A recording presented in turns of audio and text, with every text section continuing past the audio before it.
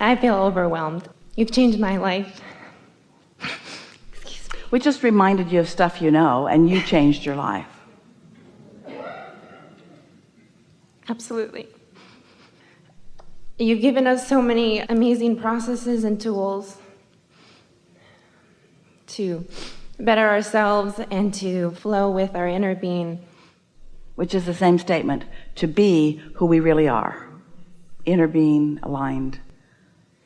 Yes, absolutely. Because this bettering of yourself isn't something that stays forever. It either is or it isn't in the moment, depending upon what your thoughts are. But what you're talking about is developing better and better of habits to hold yourself more consistently in that power. That's what you're talking about. It's like practicing the muscle. Yes. So why don't I want to work out? And what I mean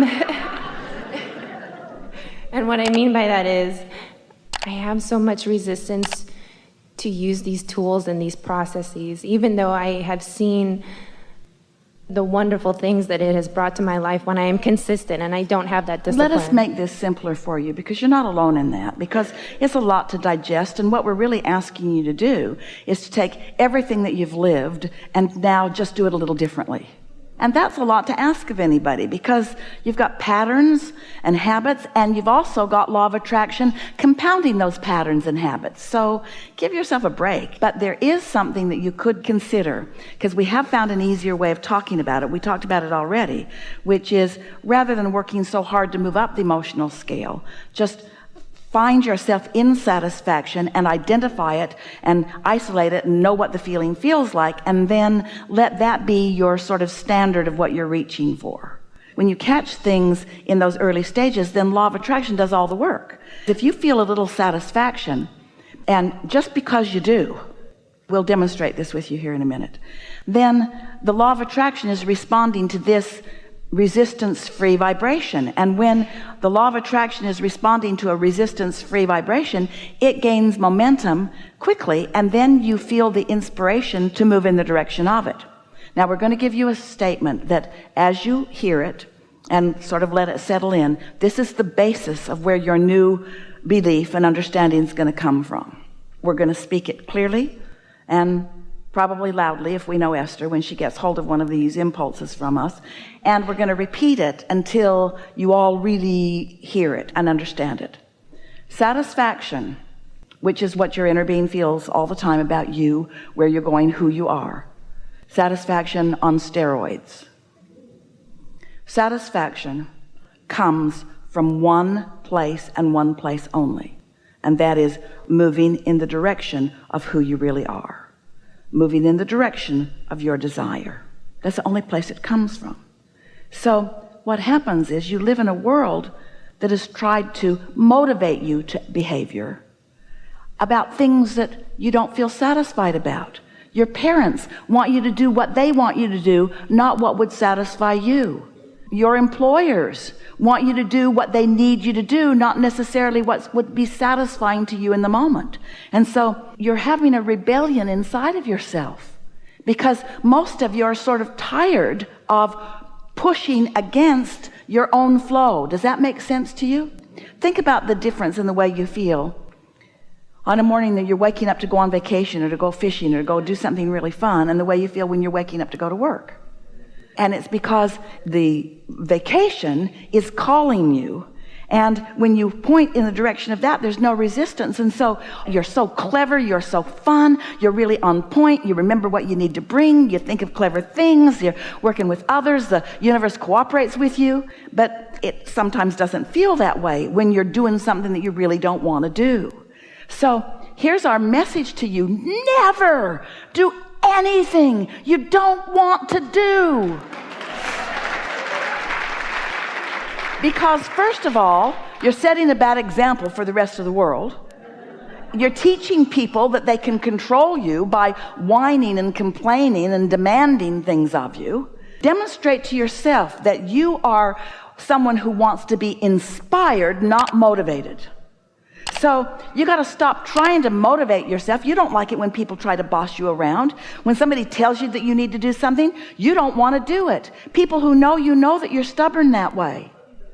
And so this is the same thing. You got to understand that about yourself. You can't demand of yourself. You can't motivate yourself. You've got to let yourself be inspired, which means you got to understand these important things. You've got to understand that it's not just you with you, that you have an inner being you that is really this powerful, dominant, strongest part of you.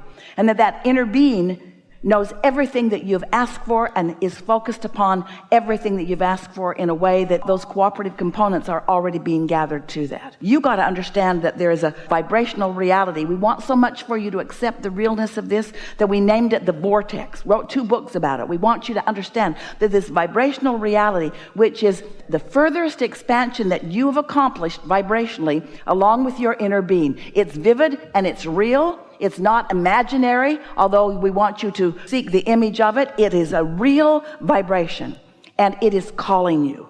And when you move in the direction of it, because you're not doing the opposite, because you're not doing that thing that holds you away from it, maybe because you meditated and so your mind is clear, maybe because you've been making a list of positive aspects so you're in tune with it, maybe because you're just in love with life right now. Doesn't matter what the reason is.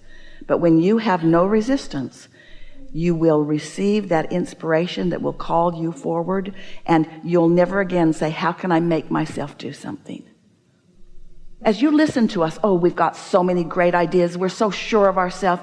Esther stands here and expresses the clarity of what we have to say.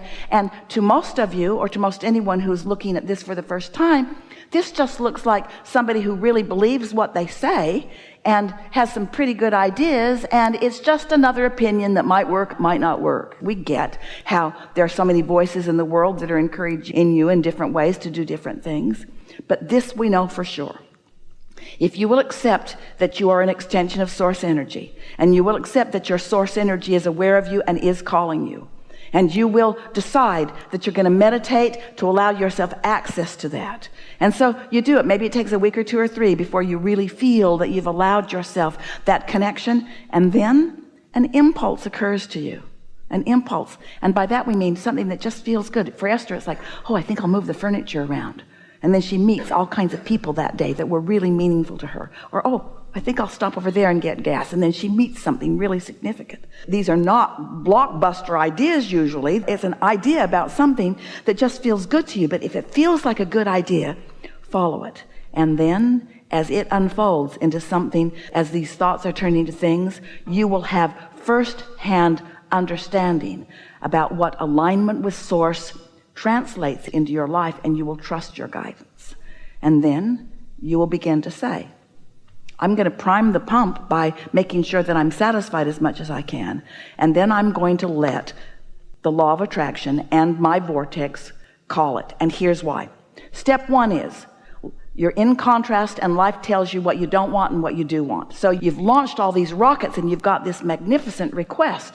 Source energy is all over all of that. In other words, your inner being is answering everything that you've asked for. Your inner being is all over it. When you ask, it is given. We're not kidding. Someone should write a book about that. So it's done. Step 3 is you meditate and get into the receiving mode. And step 4 is you've just done that so well that you've isolated what satisfaction feels like, and you don't have any question about it. And that's your guiding feeling. I want to feel satisfaction. And so you reach for it and you find it and you hold yourself steadily there. And then step 5 is you're so good at alignment that now you embrace the contrast that puts more in the vortex. You don't feel bad about more contrast because you know it's necessary for the expansion. So you stop second guessing yourself and you move in the direction of what feels good. And you never again try to motivate yourself to do anything. Thank you. May I ask one more question? Did you get that one? Did it make sense to you? Yes. Really? It will. When I listen to Well, we this don't want to again. put you on the spot. We wanted to settle in with you a little bit, because what we just said to you is most people can't hear us until they've really done that. And once you've done that, Esther spent a week or 2 after we began talking about satisfaction in this way, asking herself, what is that feeling of satisfaction that Abraham's talking about? So she started wanting to be aware of it. And then she'd get into her car, beautiful new Cadillac Escalade, and she'd get out onto the highway and sort of just settle into the road and the ride and just feel excellent. She'd just feel like, whew. And she thought, this is what satisfaction is. It's this feeling of adventure and calm and well-being and eagerness. I am so satisfied. I'm so satisfied. She got on an airplane one day, and she was in the first class cabin. So she slipped into her seat, and she thought, satisfied. And then she sort of settled in and buckled up, and now the plane's in the air, and she reclines her seat, and she gets her blanket and her pillow, and she's thinking, oh, I am so satisfied. I'm so satisfied. I'm so comfortable. I'm so satisfied. This is just satisfying. And then a flight attendant came to her just as she was putting her sunglasses on and getting ready to snuggle in for a long winter's nap. And he handed her a bottle of water, and he said, I heated this for you in the microwave. I thought it might make you more comfortable. And Esther thought, wow. Well, first she thought, do I look old and feeble? And then she thought, oh, no, this is because I'm so satisfied that the universe is looking for other cooperative components to help me feel even more satisfaction. She'd be in a restaurant, slip into the booth, friends across the table, she'd look at their faces, she'd feel such love for each one of them, and she would think to herself, this is so satisfying. So satisfying. The fragrances in the air, and the leather that I'm sitting on, and the friends that I've gathered with, and the entire atmosphere of my life. It is so satisfying. And there are plenty of times to do that, but until you start doing it, identifying it, isolating it, milking it, finding the vibrational frequency of it, now you know what you're tuning to. You see what we're getting at? So then, you're satisfied, satisfied, satisfied, satisfied, satisfied. And when something's off, you feel that it's off, and you don't let it get off until you establish such a substantial, chronic pattern of connection to source, to the path of least resistance, that then only cooperative components to who you really are and what you really want can come to you.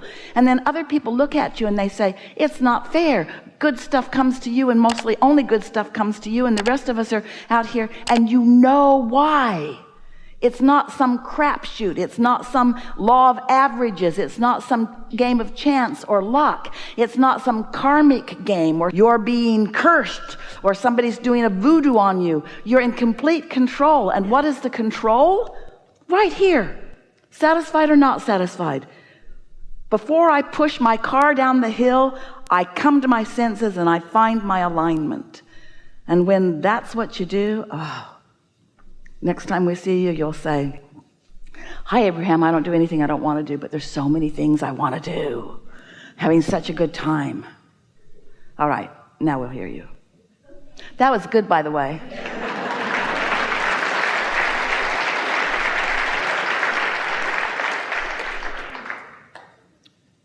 I am having such a great time. I swear I am.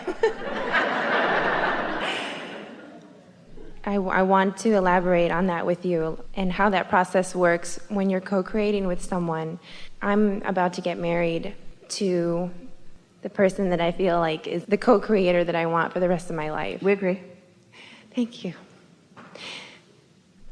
That's what that feeling of love is. That's you and your inner being in complete agreement on the subject at hand. Thank you. Yes, it's a great feeling. This is my third marriage. Yeah, that's good. Because that contrast built a vortex for you. Yes. And the cooperative components gathered, and you have the understanding of knowing. That's why you were thanking us. Your guidance system is letting you know that what you know is what you know. You got it right this time. You didn't get it wrong the other times, but the other times led to this.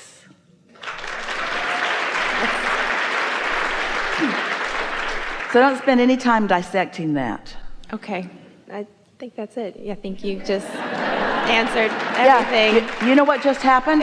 You can feel that where you were going was not under the influence of this. And now that you're under the influence of that, all of that is irrelevant. Exactly. Thank you so much.